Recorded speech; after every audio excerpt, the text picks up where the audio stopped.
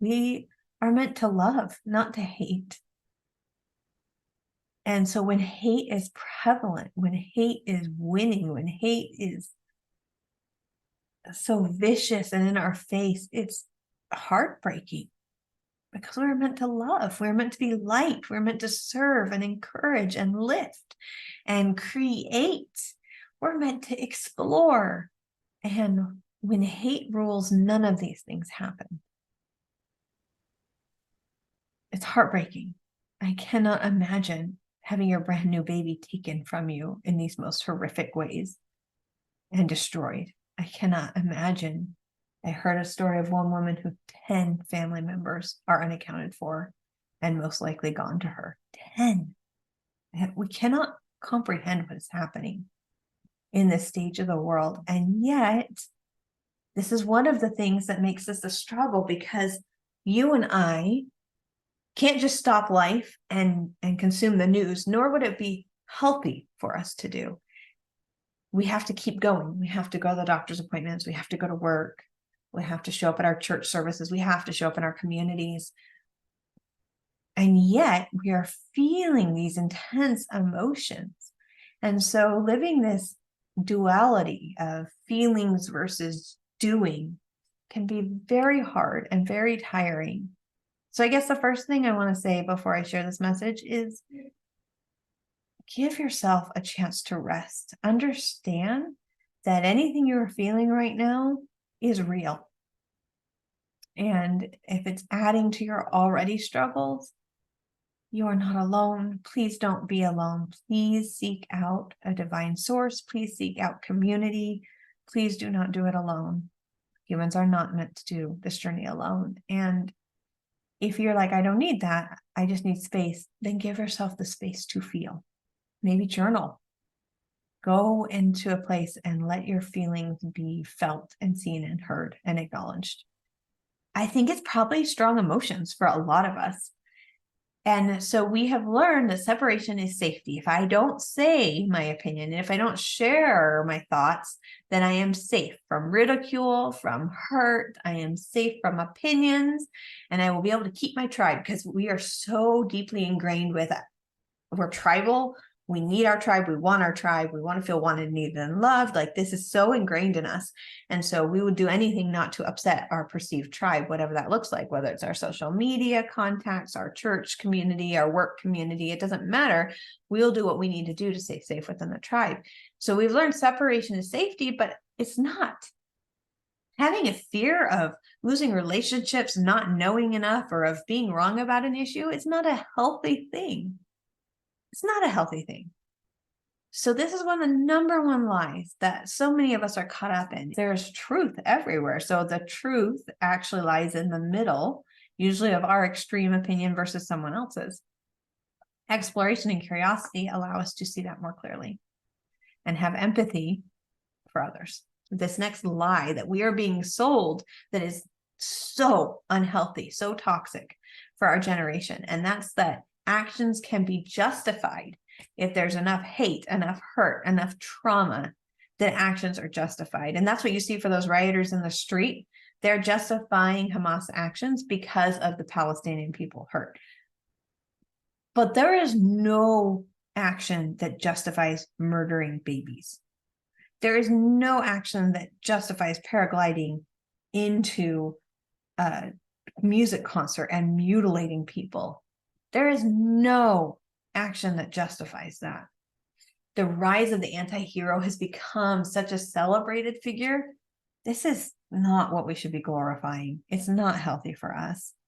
And it adds to that, I call it the middle finger to the world. It adds to that thought of, well, I'm traumatized, so I did this. So if you don't get me, middle finger to you. No. If you can understand you're traumatized, go get that stinking help. We need more healers, not more haters. So there is no justification to harm. Spiritually, physically, emotionally, mentally, someone who is abusive in those areas, there is no justification of their struggle that makes them allowed to hurt other people. There is no justification. I'm sorry. We have to stop that. Do they need help? Yes. Can we help them get help? Yes. But we are creating more victims when we justify that the hurt people, and it's just part of life. You got to trust people. And then I like to add to that, trust but verify. I always follow up with people. I always ask questions. I always do this, not because I think they're horrible humans and they're going to take everything I got and ruin me, just because it's good practice. It's good practice. This is a layer of protection for self. Trust but verify. One of the best lies that the deceiver has given us is to trust no one, because it isolates us. It's back to that separation. And when you feel isolated and you're hurting and you're scared, I mean, that's great. You're going to do nothing good for the world or for your family or for yourself in that place. You're just going to stay frozen. Frozen in isolation means that you are literally wasting your life away in struggle. And that is not a happy existence. You deserve more than that. I want more for you than that. And so that means you're going to have to trust people. You're going to have to decide who are good people to let in and on what levels. That's another thing with trust, is understand timing. When to trust and when not to, and when is appropriate. It's not always appropriate to trust people with your stuff when you're going through it, because you're still processing it. You're still learning through this moment. And so to trust people with it means you're allowing their voices inside the conversation. And when you're trying to figure things out, that doesn't always work out for you. When hope is lost, when you feel that sense of the world is falling apart and there's nothing I can do, there's hopelessness comes from feeling like you have no control, like you have no part, you have no voice, you have no way to help heal or fix. Hopelessness comes without vision. When there's no vision of what can be, we feel hopeless. When there's no action for what can be, we feel hopeless. Hopeless is a symptom. It is not a state of being that you have to be in. It's information for you. It's telling you that you need to pause. And you need to say, what am I feeling and why? So when you feel hopeless, it's the journey to what can I help?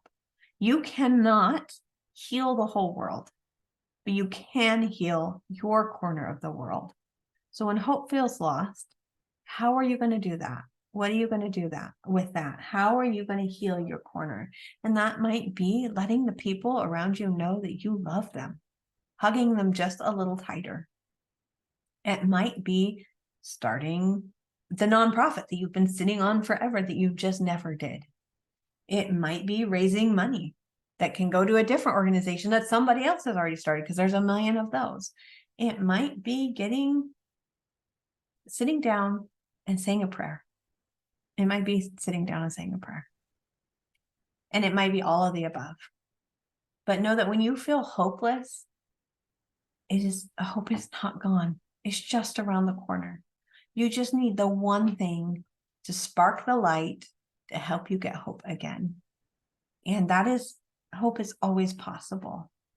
And for me, hope comes when I release all the stories in my heart and in my mind that I thought I had to be, would be, could be, should be. All the would, could, shoulds. Hope is lost when I'm living in that place. And when I release them and let them go, hope starts to happen again. Hope happens in gratitude. Hope happens in love. Hope happens in intentional action. Hope happens in healing. And hope happens in connection.